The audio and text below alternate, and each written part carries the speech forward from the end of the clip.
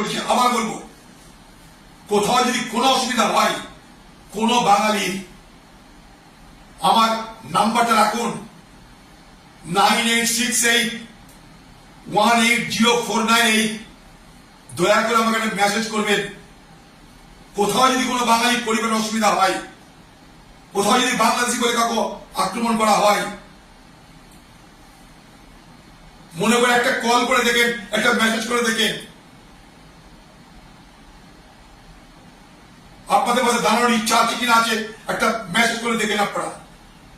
9868180498 message করবেন।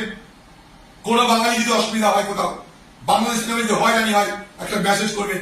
আমি হারতে পারি, কিন্তু বাংলার মানুষের বিপদ আপদ দেখলে চুপ করে বসে থাকবো না এবং সমস্ত রকম শক্তিকে ব্যয় করে আমি আপনাদের পাশে দাঁড়াবো।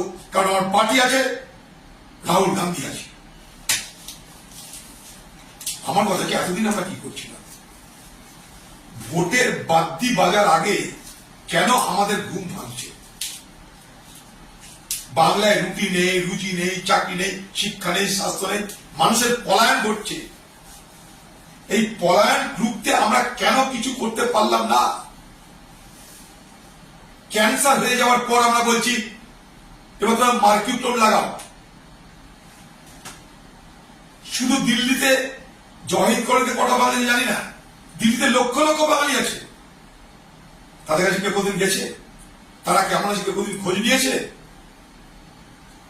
আমরাও দিল্লির বাঙালিদেরকে বলবো, এর আগেও বলেছি, যখন কোভিড হয়েছিল আমার বাড়িতে বসে আমি দিন রাত সেই কোভিড আক্রান্ত মানুষদের সহায়তা করার চেষ্টা করেছি। আবার বলবো, কোথাও যদি কোনো অসুবিধা হয় কোনো বাঙালির, আমার নাম্বারটা রাখুন 9868180498।